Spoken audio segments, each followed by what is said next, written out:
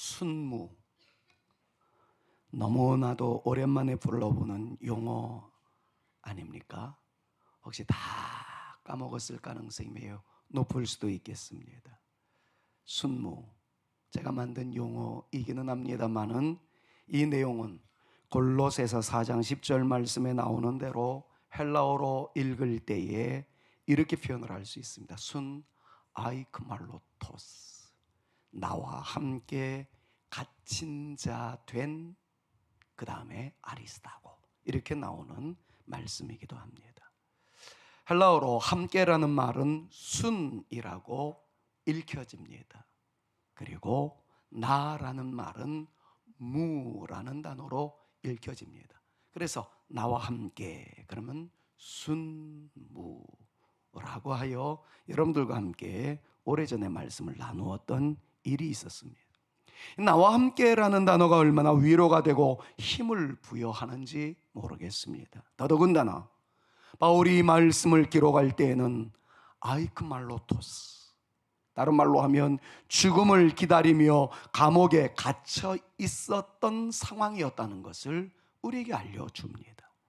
힘들고 어려울 때, 눈물이 나고 괴로울 때, 주저앉고 싶고 일어서고 싶지 않을 때, 나를 이해하며 나와 함께 해주는 그 누군가가 있다는 것이 얼마나 경이롭고 감격스러운 일이겠습니까?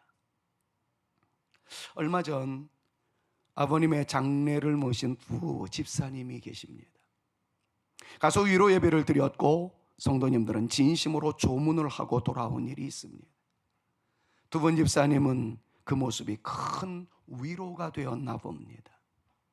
그분들도 다른 누군가가 장례식이 있으면 조문을 하시던 분들이었습니다. 그런데 두 분의 표현은 이랬습니다. 성도의 장례식이 나면 의례적으로 참석하는 것이고 당연히 다녀오는 것으로 생각하였는데 막상 당신들이 상을 당해보니 위로해 주시는 분들이, 함께 해주시는 분들을 통해서 얼마나 위로가 되고 힘이 되는지 새삼 더욱 감사한 마음이 들면서 울컥해지더라 라는 표현을 해왔습니다. 정말 그런 것 같습니다. 아직도 이 내용을 이해하지 못하시면 여러분들에게 큰 일이 생기면 조만간에 하실 겁니다. 그러나 큰 일이 생기지 않기를 바라지요.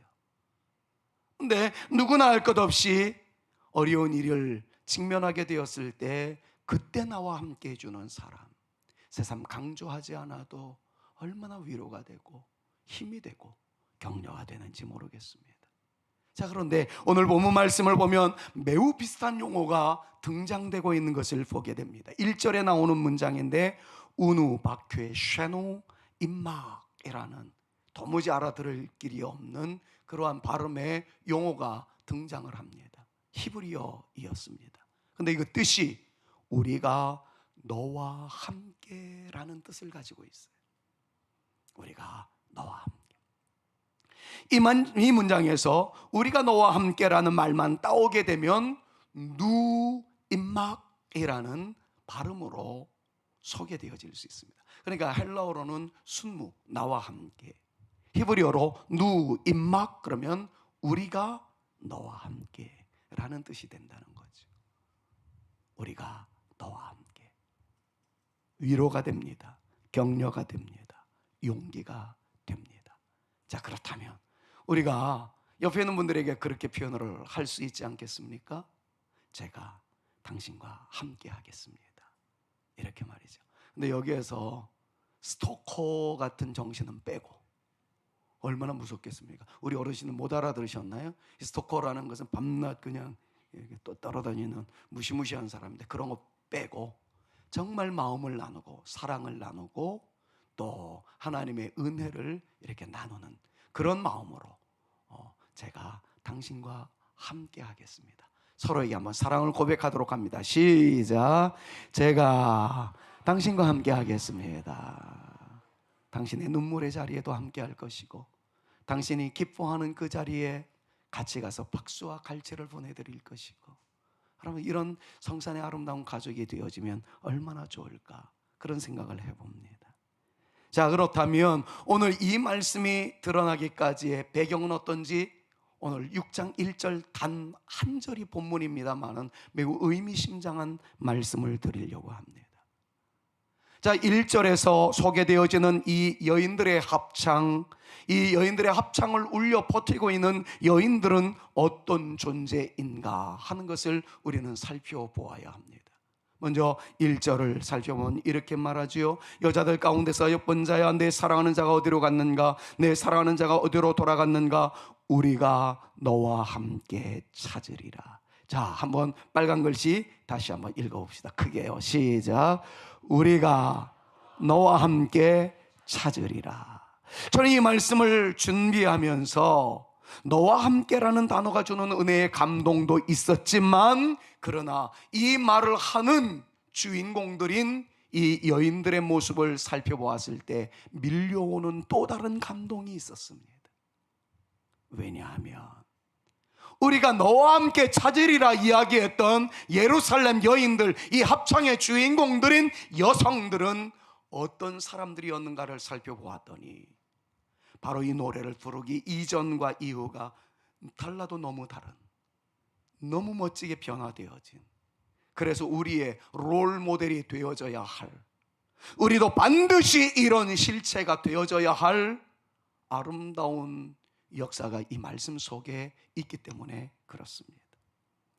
사실 예루살렘에 살고 있었던 여인들, 그들의 실체는 어떠할까요? 고고한 자태의 술람이 여인보다는 훨씬 배경도 사회적 지위도 높았던 사람들이었다는 사실을 저는 여러 차례 여러분들에게 말씀드린 바가 있습니다.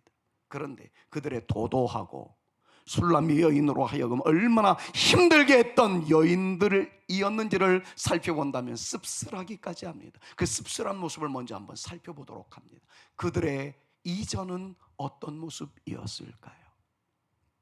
술람 여인으로 하여금 혼란하게 만들었던 사람이었다 하는 것이 첫 번째입니다. 3장 5절 빨간 부분을 여러분들 한번 주목해서 읽어보시면서 기억해 보십시오. 어떤 말씀들이었는지를 여러분들 깨닫게 될 텐데, 흔들지 말고 나의 좀 잠을 자려고 하는 순간 깨우지 말아라. 그럼 밀려오는 잠이 있는데 자꾸 깨워요. 무지무지하게 속상합니다. 내가 좀 이렇게 살아가고 싶은데 뒤흔들어 놓는 사람이 있습니다. 괴롭습니다. 나무 위에 올려놓고 뒤흔들어 버리면 그거 떨어지지 않기 위해서 발버둥 치는 사람들의 그 한많은 모습을 한번 상상해 보자는 말이에요. 술람 여인을 그렇게 뒤흔들었던 사람이었습니다. 그래서 마치 지금의 용어로 이야기하자면 더러운 영들이 우리의 마음을 뒤흔들고 우리의 심령을 괴롭게 할 때에 내가 예수님의 이름으로 명하노니 귀신은 떠나갈지어다 외치는 것처럼 그도 외쳤잖아요. 내가 너로와 들사슴으로. 무슨 뜻입니까? 왕의 권위와 힘으로 너희에게 부탁한다. 제발 나를 뒤흔들지 말아라. 솔로몬이 나를 버렸다라고 선언할 때까지 결단코 나는 버림받은 존재가 아니니, 요즘 말로 이야기하면 끝날 때까지 끝난 게 아니니 나를 뒤흔들지 말아라. 이렇게 외치게 만들었던 존재가 바로 1절에 나와서 노래를 부르고 있는 그 사람들이었어요. 그러면 이 정도로 하면서 여러분들에게 부탁의 말씀 좀 들읍시다. 이제 지금까지도 잘 살아오셨겠지만 앞으로 남은 인생 절대로 여러분들의 입에서 누구를 비난하거나 폄훼하거나 말로 뒤흔드는 일 하지 않고 살겠다. 여러분 이 결단 다시 한번 하셔서 여러분들이 그 아름다운 입술 속에서는 향기로움이 가득하고 은혜가 충만하고 복을 전달해 주는, 보기만 해도 사랑스럽고 존경스럽고 감동스러운 우리네 인생 되어버리라 굳게 다짐하시는 이 시간에 여러분 모두가 되어질 수 있기를 우리 구주 예수 그리스도의 이름으로 축원합니다. 축원합니다. 결단하자고요. 결단하자고요. 내 입에서 이제 욕설은 안 나갈 것이다. 누구를 뒤흔드는 폄훼하는 얘기, 비난하는 얘기 절대로 나오지 아니하리라. 만약에 나오는 순간 내 조동아리를 그냥 그 다음엔 편안하겠습니다. 두 번째, 술람 여인으로 하여금 회의감이 들게 만들었던 사람이 오늘 1절에 등장하는 예루살렘 여전들의 이전 모습이었습니다. 지난주의 말씀 여러분들 기억하십니까? 술람 여인이 솔로몬을 찾아도 찾을 수 없는 위기의 시간이 있었을 때 술람 여인은 예루살렘 여인들에게 부탁합니다. 여러분들이 혹시 궁궐을 지나가다가 솔로몬을 만나게 되어지거든 당신을 찾는 여인이 병이 났다라고 좀 얘기해 주십시오. 밤중 중에라도 솔로몬을 만나기 위해서 돌아다니다가 야경꾼에 의하여 짓밟혀진 나의 육체의 몰골 좀 얘기해 주세요. 솔로몬을 찾고 찾는 술람 여인이 있다는 사실을 좀 얘기해 주세요. 이렇게 부탁을 했었을 때 예루살렘 여인들이, 왕궁에 거닐고 있었던 여인들이 그렇게요 제가 도와드릴게요 그랬습니까? 아니에요. 지난주에 여러분들 묵상했었던 말씀 아닙니까? 냉소적이고 회의적이고 비난에 가까운 말을 쏟아내기 시작하지 않았습니까? 5장 9절의 빨간 글씨를 여러분들 한번 다시 살펴보십시오. 너의 사랑하는 자가 남의 사랑하는 자보다 나은 것이 무엇이냐? 무슨 말입니까? 야, 세고 센 것이 남자인데 왜 떠난 그 사람을 두고 목매어 하는가? 사람 수의 절반이 남자인데 그 사람이 당신에게 어떤 의미있게 목숨을 건단 말인가? 그가 좋다는 것은 인정한다마는 그 정도의 사람은 또 있지 않겠는가? 별의 별 수작으로 이 술람 여인으로 하여금 막 뒤흔들게 만들었던 사람이었어. 그러면 이것을 우리에게 영적인 도전으로 적용해 보았을 때는 이런 표현 아니었을까? 아니겠는가? 그렇게 말씀을 드리지 않았습니까? 도대체 예수가 당신에게 어떤 의미이기에 그렇게 안달이 나 있습니까? 그분이 당신에게 해주는 것이 무엇이기에 그렇게 예수라고 부르짖습니까? 그분 말고도 신이라고 하는 존재는 많던데 꼭 예수이어야만 합니까? 이런 식으로 자꾸 도전적인 질문을 던짐으로써 주님을 믿고 있는 우리들에게 뒤흔들어 놓는 그러한 일들이 얼마나 많이 있겠느냐는 것이죠. 우리의 영적인 정체성을 흔들리게 만드는 사람들이 바로 오늘 본문 속에 나오는 예루살렘 여인들이었습니다. 우리나라에서 MBTI 뭐 다 알고 계시죠? MMPI 이 모든 것들을 최초로 감수를 하시고 보급을 시키신 분이 저희 작은아버지라는 사실은 여러분들 다 알고 계실 거예요. 저 김재영 장로님 아버님의 둘째 아우들이 있었는데 그 바로 아우는 세상을 떠나셨고 그 밑에 아우가 김재현 박사라고 한양대학 교수로 지금은 80세가 넘으셔서 은퇴 다 하셨습니다만 어저께 뭐 저런 깊은 이야기를 나눌 때가 있었어요. 그러다가 이 어른이 눈물 짓듯 추억에 사로잡혀서 자기가 지금으로는 초등학교겠죠. 보통 학교 2학년 황해도에서 살고 있었을 때 이야기를 꺼냈습니다. 월요일만 되면 자아비판을 하게 된답니다. 어디서 많이 들어봤지. 그런데 초등학교 2학년짜리가 자아비판 해봐야 어떤 의미겠습니까? 꼭 선생님 앞에서 이런 자아비판을 한다는 거죠. 일요일 날 교회 가지 않겠습니다. 그러면 교실로 들어갈 수 있게 해준답니다. 일요일 날 교회 가지 않겠습니다. 왜냐하면 그 동네는 무신론 북녘땅이었으니까요. 그런데 저희 아버님을 비롯해 가지고 저희 작은아버지는 다 유아 세례 교인입니다.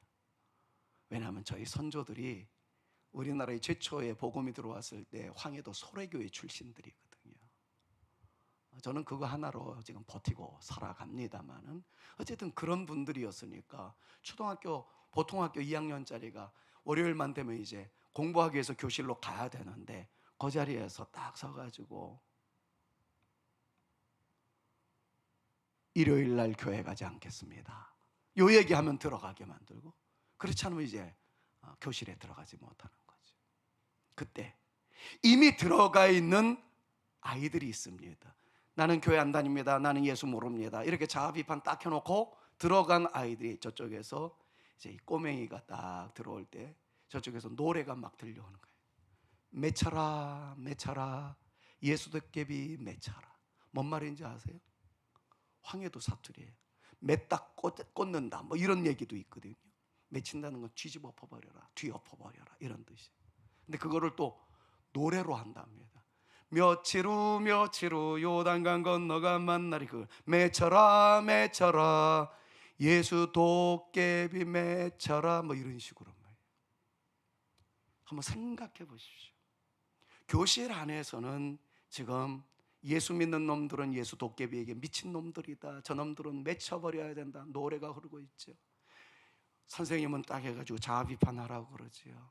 초등학교 2학년짜리, 대학교 2학년도 아니고 초등학교 2학년짜리가 그 앞에 서가지고 얼마나, 죄송합니다 이런 표현은 어르신은 하지 않았습니다만 얼마나 오줌까지 지릴 정도의 상황이었겠습니까?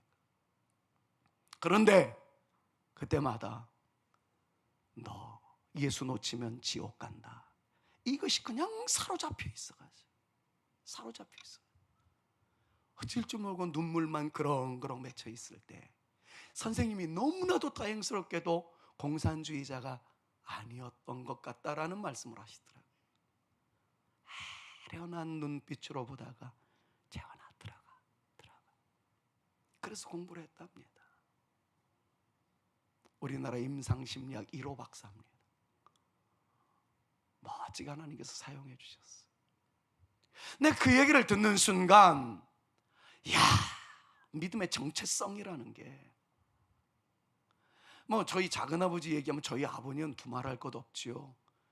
주기철 목사님 모판 위로 걸어갔을 때 저희 아버님도 모판 위로 걸어갔던 믿음의 선배입니다. 난 그래서 우리 아버님을 끝까지 존경하지 않을 수가 없어요. 지금 저희 가문을 자랑하려고 얘기하는 것이 아니라 정말 최후의 보루에서도 믿음을 내려놓지 않기 위해서 끝까지 사투를 벌였던 그 믿음의 선배들 때문에 오늘 우리가 있다는 것을 생각해 본다면, 여러분 우리는 얼마나 믿음의 정체성을 견고히 하고 있는가 한번 생각해 보자는 것이죠. 목배임을 당해야만 순교이겠습니까? 친구들이 저기서 노래를 함성으로 부르고 있는데 예수 도깨비 맺혀라 외치고 있고, 자아 비판은 일요일날 교회 가지 않겠습니다 그러면 되는데 그거 하면 신앙 버리는 것 같아서 초등학교 2학년짜리가 부들부들 떨면서라도 사수했었다.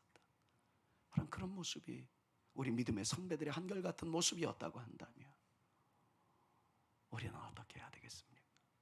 술람 여인의 아름다운 모습이 여기 있다는 거예요. 이렇게 예루살렘 여인들이 공격을 하고 비아냥거리고 온갖 험담을 쏟아내고 있었을 때에도 술람 여인은 어떤 궤변에도 흔들리지 않았습니다. 그렇게 뒤흔드는 여인들에게 우리가 지난주에 묵상했었던 것처럼 나의 주, 나의 왕이신 솔로몬은 이런 분입니다. 그래서 얼마나 마구 칭찬하고 내가 사랑하는 솔로몬은 이러한 분입니다 외쳤던 것을 생각하면서 우리도 역시 우리 예수님은 나의 왕이시고 나의 구주이시고 나의 유일한 메시아이시며 우리의 전부입니다 라고 선언할 수 있는 강한 믿음의 용사 되어줘야 된다는 것을 우리는 깊이 묵상한 기억이 있습니다. 사랑하는 여러분, 어떤 상황에서도 믿음의 자존감 내려놓지 않고 신앙의 끈, 불끈 쥐어잡고 당당하게 나갈 수 있는 예수 그리스도의 전사들, 복음의 불꽃들 다 되실 수 있기를 우리 구주 예수 그리스도의 이름으로 축원합니다. 그럴 때 어떤 역사가 나타나는지 아십니까? 내가 흔들리면 다 무너집니다. 그런데 술람 여인이 믿음의 자존감을 가지고 결코 너희들의 흔들림 따위에 내가 흔들릴 존재가 아니다 강하게 선포했더니 여인들이 마침내 어떻게 변화되기 시작합니까? 아까 설교 처음 부분으로 다시 돌아가면 돼요. 그때 터졌던 것이 뭐예요? 우리도 너와 함께 찾으리라. 여러분, 술람 여인이 혼자 막 찾고 그랬을 때 비아냥거렸던 그 사람들이 그 술람 여인의 당당함과 멋스러운 모습, 신앙인 변질치 아니하는 그의 아름다운 모습을 보고 술람 여인의 늘 피난했던 그 여인들이 변화되기 시작합니다. 이야, 네가 진짜다. 진짜인 그분을 붙잡고 있는 너를 내가 보고 감동을 받았다. 나도, 우리도 너와 함께 찾으리라. 할렐루야, 할렐루야. 여러분, 이건 정말 감동스러운 드라마입니다. 저는 이런 말씀 드릴 때마다 막 가슴을 치는 것이, 저는 이 말씀 때문에, 죄송합니다, 좀 저속한 표현을, 미쳐버리는 줄 알았거든요. 와, 변화의 역사는 한 사람으로 말미암아 가능하다. 근데 이게 제가 이 표현력이 약해가지고 여러분들이 감동을 받게 하지 못하는 것이 늘 한스러워요. 설교 끝나면 또 저 목양실에 올라가지고 엉엉 울지 몰래 내가 이렇게 표현을 못해가지고 성도들이 조는 사람이 한 명 있단 말인가.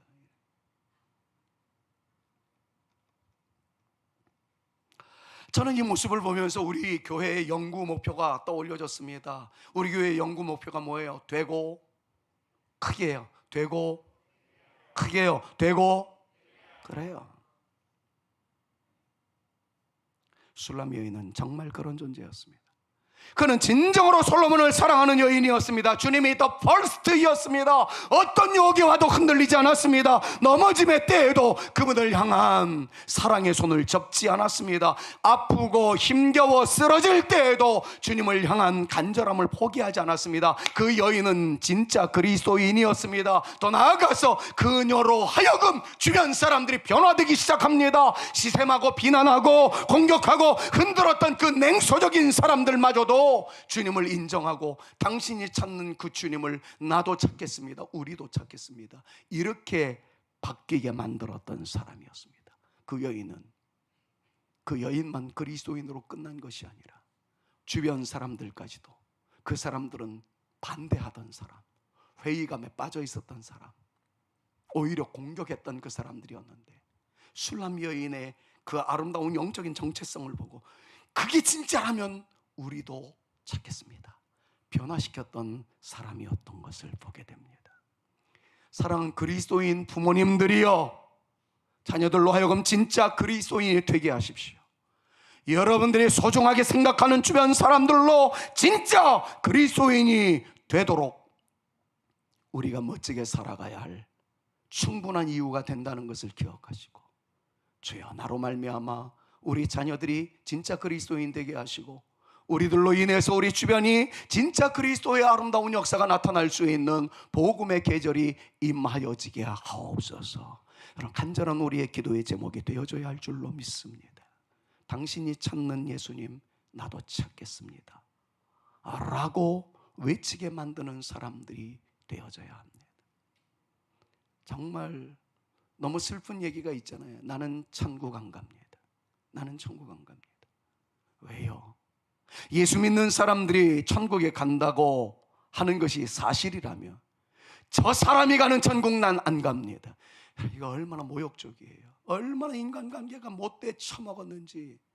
저 사람이 교회 장로라면서요, 저 사람이 목사라면서요, 그런데 저 사람이 가는 천국이라면 나는 그 반대로 가겠습니다.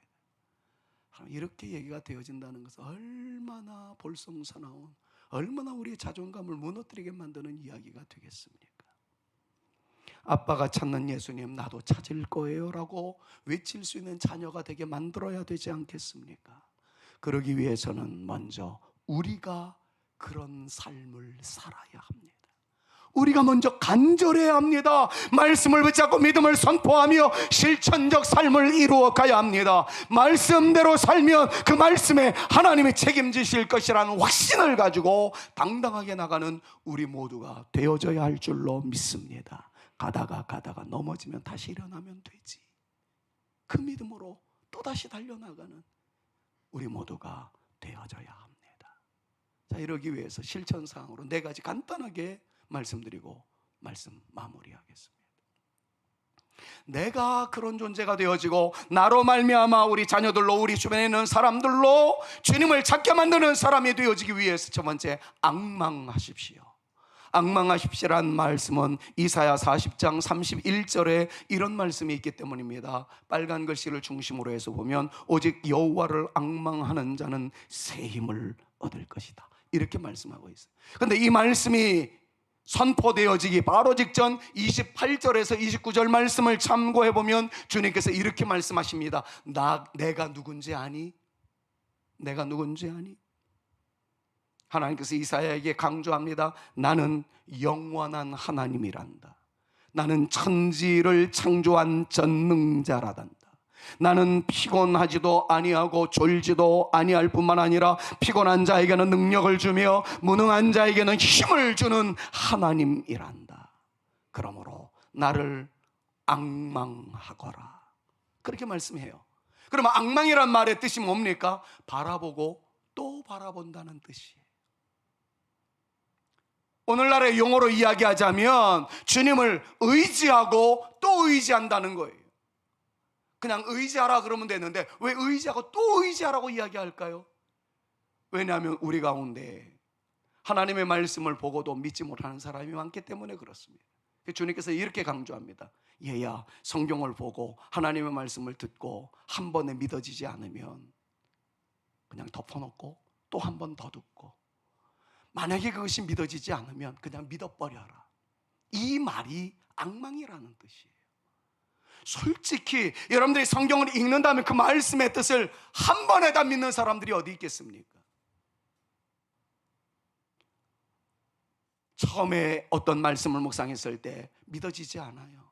그렇다면 앙망이라는 말씀은 믿어지지 않지. 그러면 그냥 마구잡이라도 믿어버려라. 사랑하는 여러분, 기억하십시오. 어떤 하나님의 말씀을 보고 믿음이 생기지 아니하면 두 번째 또 읽으시고 믿으려고 노력을 하시고 세 번째 읽고 그것도 안 되면 믿어버리십시오. 근데 중요한 것은요, 어떤 연유가 있든지 강제적으로 쑤셔 넣었든지 믿어버렸든지 자원하여 믿었든지 어떤 모습이었든지 간에 내가 그 말씀을 내 안에 저장하면, 저장하는 사람은 나이지만 저장되어지고 난 다음에는 그 말씀이 나를 드라이브해 나간다는 거죠. 말씀이 우리를 이끌어 가신다는 사실을 여러분들이 경험하게 될 줄로 믿습니다. 내가 줄을 잡은 것 같았는데 나중에 보니까 주님이 나를 이끌어 가시더라고요. 내가 말씀을 믿은 것 같았는데 나중에 보니까 말씀이 나를 이끌어 가더라고요. 사랑하는 여러분, 이것을 믿으십시오. 만약에 잘 못 믿겠거든 그냥 믿어버리십시오. 그리고 그 말씀에 나를 맡긴다라고 고백해 보십시오. 그 말씀이 여러분들을 이끌어 가실 줄로 믿습니다. 두 번째로 부르짖어야 합니다. 예레미야 33장 3절 말씀을 보니까 너는 내게 부르짖으라 이렇게 말씀하고 있는데, 그러면 너에게 크고 은밀한 것을 보여주리라 그랬는데 이 말씀을 하신 주님이 또다시 이야기합니다. 예레미야야, 내가 누군지 아느냐? 다시 강조해요. 그때 하나님께서 이렇게 표현합니다. 나는, 여러분들 잘 아는 내용 아닙니까? 일을 행하시는 여호와다. 그 무엇을 만드는 여호와다. 그리고 모든 사건을 성취하는 여호와다. 그것을 강조하고 계십니다. 그래서 이 말씀을 묵상하던 어떤 분이 시를 썼잖아요. 그것이 노래로 발표됐잖아요. 하나님, 그분은 어떤 분입니까? 웨이메이커, 길을 만드시는 분, 미라클 워커, 기적으로 역사하시는 분, 프라미스 키퍼, 약속을 지키시는 분, 라이트 인 더 다크니스, 어둠 속에서도 빛으로 나타내시는 그분, 그분이 여러분들이 믿고 있는, 제가 믿고 있는 여호와 하나님이심을 믿으시기를 바랍니다. 사랑하는 여러분, 내 앞이 막혀있는 듯 깜깜함이 드리워진 듯, 그리고 정말 이 약속하신 말씀이 응답으로 나타날 것인가에 대한 의심이 있을 때마다 외치십시오. 주어에도 기록되어 있고 여러분들의 휴대폰에도 이 말씀이 그대로 전송되었습니다. 하나님은 어떤 분입니까? 웨이메이커, 나의 길을 열어놓으시는 분, 미라클 워커, 기적으로 역사하시는 분, 프라미스 키퍼, 약속을 지키시는 분, 어둠 속에서도 빛으로 등장하시는 Light in the darkness. 우리 하나님은 그런 분이기 때문에 주님께서 나에게 역사하여 주실 줄로 믿습니다. 이 믿음으로 나갈 때 하나님 역사하실 거예요. 그렇기 때문에 세 번째로 자연스럽게 이렇게 연결됩니다. 밤에도 찬양할게요. 밤에도 찬양할게요. 왜냐하면 방금 전에 제가 그런 말씀을 하지 않았습니까? Light in the darkness. 무슨 말이에요? 어둠 속에서도 빛으로 역사하시는 하나님이라는 거예요. 그렇기 때문에 밤에도 하나님을 찬양하겠다, 이 말이 자연스럽게 나옵니다. 밤이라는 말은 무엇입니까? 인생의 겨울이에요. 깜깜함이에요. 물질적으로는 가난함이라고 말할 수도 있을 겁니다. 건강적으로는 질병이라고 말할 수도 있을 거예요. 여러분들의 사업적으로는 위기의 바람이 불 때가 인생의 밤이라고 말할 수도 있을 겁니다. 한마디로 말하면 내 희망이 사라졌다 생각될 때에, 그때에도 하나님을 찬양하겠다고 말이죠. 시편 134편 1절에서 3절 말씀에서 가장 중요한 내용이 그거 아닙니까? 보라, 밤에도 하나님을 찬양하겠다고요. 보라, 밤에 여호와의 성전에 서 있는 여호와의 모든 종들아, 여호와를 찬양할지어다. 3절 보니까 천지를 지으신 여호와께서 시온에서 내게 복을 주실지로다. 이 말씀을 믿으시기 바랍니다. 이 말씀을 주장하실 수 있기를 바랍니다. 힘들어도 주님을 놓지 말아야 합니다. 넘어졌을 때에도 우리 아빠는 주님을 놓지 않고 주님의 이름으로 다시 일어났어. 나는 그 모습을 보았어. 이렇게 말할 수 있는 가정이 되게 살아보십시오. 하나님께서 그 가정을 잡아주실 줄로 믿습니다. 가다가 힘겨워 쓰러진 일이 있다면 주저앉지 마세요. 예수님의 이름 붙잡고 일어나려고 해보십시오. 주님께서 힘을 주십니다. 하나님께서 보시는 의인과 악인의 관점은 뭔지 아십니까? 잘 들으십시오. 잘 살았어요. 그런데 한 번 넘어졌어요. 그런데 넘어진 게 자존심 상한다고, 쪽팔린다고 다시 일어나지 아니하는 사람, 그건 한 번 실수했어요. 어떤 사람 너무 연약해요. 넘어졌어요. 그때마다 눈물로 통에 자복을 하며 일어납니다. 일어났다가 또 다시 넘어졌어요. 근데 다시 일어났어요. 숫자적으로 보면 이 사람은 한 번 넘어졌는데 이 사람은 7번 넘어졌어요. 근데 이 사람에게 있어서의 장점은 넘어졌다가 다시 일어난 거였어요. 이 사람은 한 번밖에 안 넘어졌는데 그냥 주저앉아버리고 말았어요. 수치적으로, 인간적인 계산적으로 봤을 때는 이 사람이 그래도 6번은 이긴 것 아니겠습니까? 한 번밖에 안 넘어졌으니까. 이 사람은 7번 넘어졌다고요. 근데 주님의 관점은 달라요. 주저앉은 사람을 향해서 주님은 악인이라고 말합니다. 연약함 속에서 넘어졌다 할지라도 예수님의 이름으로 다시 일어나겠노라 다짐하며 몸부림치는 사람들, 주님께서는 그런 사람을 의인이라고 강조하십니다. 여러분들이 직접 확인하십시오. 잠언 24장 16절 말씀 같이 한번 크게 읽습니다. 대저 의인은 같이요. 대저 의인은 7번 넘어질지라도 다시 일어나려니와 악인은 재앙으로 말미암아 엎드러지느니라. 그래요. 사랑하는 여러분, 넘어지는 것을 자기 합리화시키자라는 얘기가 아니에요. 우리는 연약하기 때문에 또 쓰러질 수 있어요. 눈물을 흘릴 수 있어요. 그때마다 존귀하신 예수 그리스도, 그분의 이름을 붙잡고 일어나겠다 다짐할 때 주님께서는 힘을 주실 겁니다. 은혜 주실 것입니다. 오늘 설교의 쟁점은 다른 것 아닙니다. 슐람의 여인이 주변에 있는 사람들에 의해서 흔들리지 아니하는 믿음의 아름다운 역사를 이루어 나갔을 때 본인만 솔로몬을 찾게 되어진 것이 아니라 주변에 있는 사람들도 주를 찾게 만들었다라는 것이에요. 그러기 위해서는 내가 먼저 그 삶을 살아야 된다는 것이죠. 어떻게 하자고요? 앙망하십시오. 부르짖으십시오. 밤에도 주를 찬양하십시오. 넘어지는 흔적이 있다면 다시 일어나십시오. 그러면 주님은 우리에게 어떻게 다가오십니까? 길을 여실 거예요. 기적으로 역사하실 겁니다. 약속을 이행하실 겁니다. 그리고 어둠 가운데도 빛으로 역사하실 것입니다. 우리가 그런 삶을 살아갈 때 자녀들이 볼 겁니다. 주변에 있는 사람들이 볼 겁니다. 마침내 그들이 이렇게 말할 겁니다. 우리가 너와 함께 찾으리라. 우리가 당신과 함께 하나님께 예배 드리리이다. 내가 우리 엄마처럼 예수 잘 믿겠나이다. 그러면 되는 거예요. 그러면 하나님께서 책임져 주십니다. 하나님께서 역사해 주십니다. 여러분, 추석이에요. 여러분들로 인해서 주의 은혜가 만나는 모든 분들에게 흘러내려가기를 축원합니다. 여러분들 때문에 예수 믿는다는 것이 진짜 행복이라는 사실을 이번 명절을 통해서 만나는 사람들에게 여러분들을 통해서 전달되어질 수 있기를 우리 구주 예수 그리스도의 이름으로 축원합니다. 그 놀라운 은혜를 기대하면서 내가 주님을 앙망하겠나이다. 주님을 사랑하며 달려나가겠나이다. 다짐하는 찬양을 하나님께 올렸으면 좋겠어요. 주를 앙모하는 자 올라갑니다.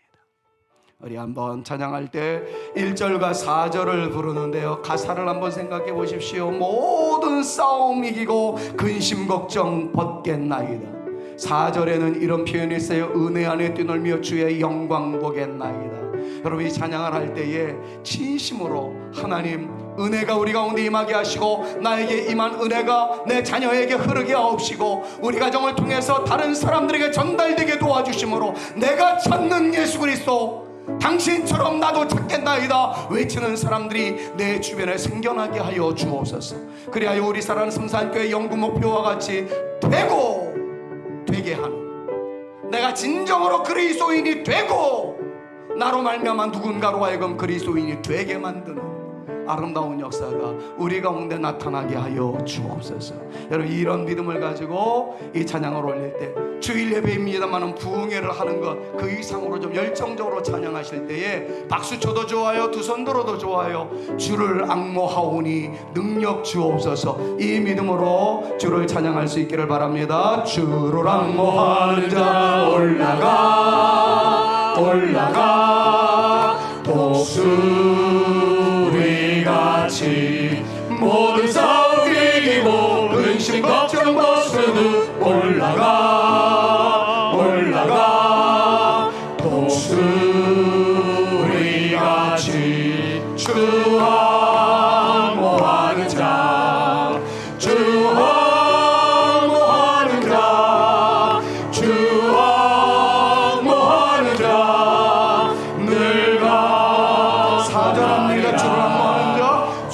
앙모하는 자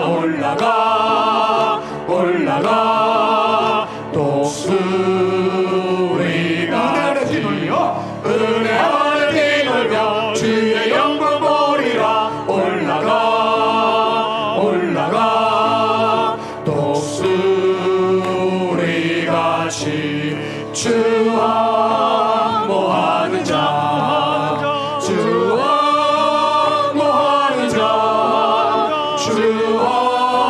앙모하는 자 늘 강건하리라.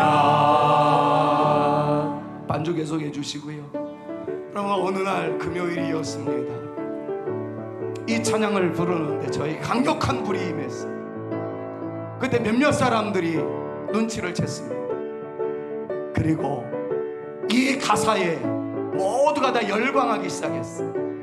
그 가사는 은혜 안에 뛰놀며 주의 영광 보리라, 이것이었습니다.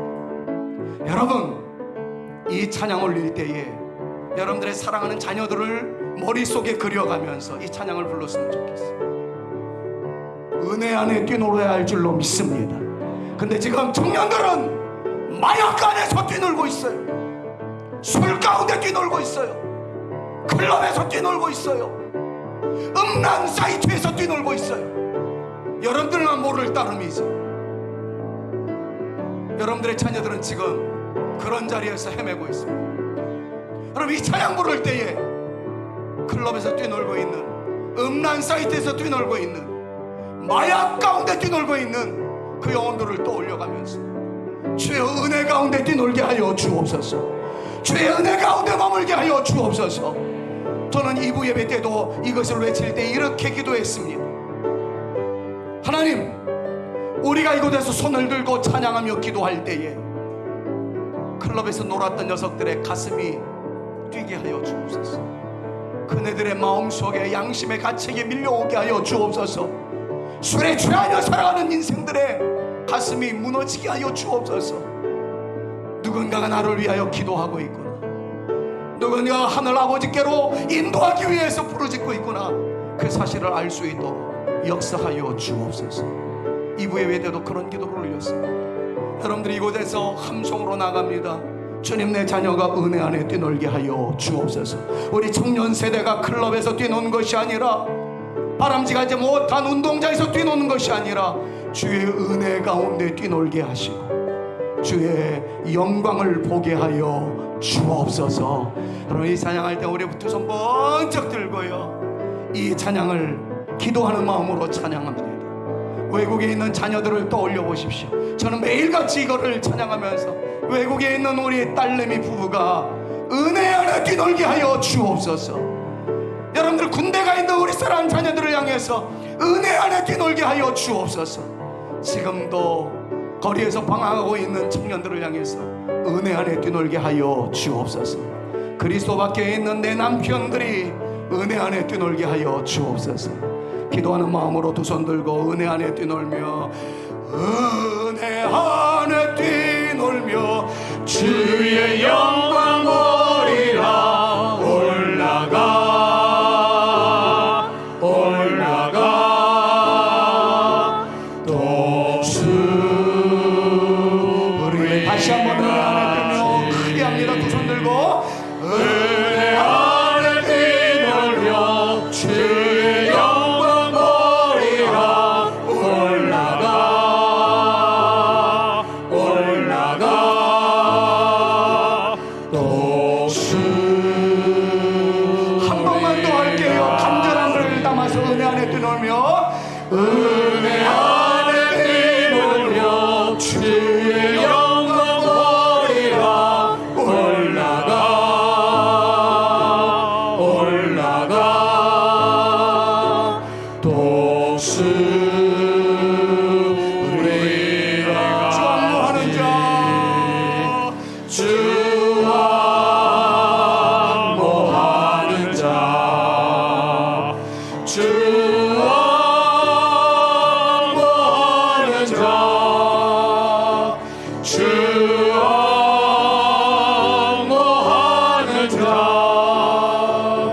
늘 강건하리라. 할렐루야. 할렐루야. 이제는 우리 구주 예수 그리스도의 은혜와 아버지 하나님의 극진하신 사랑하심과 성령님의 감화감동 위로 교통 충만케 하심이 은혜 안에 뛰놀며 주의 영광 보기를 원합니다. 간절히 소망하는 마음으로 자녀들을 위하여, 가정을 위하여, 우리 살아가는 삶의 터전을 위하여 기도하며 살아가리라. 마침내 승리하는 믿음의 용사가 되어보리라. 다짐하며 결단하며 돌아가는 주의 자녀들 머리 위에와 저들의 가정과 우리 살아가는 성산교회 위에 이제로부터 영원토록 함께 있을지어다. 아멘.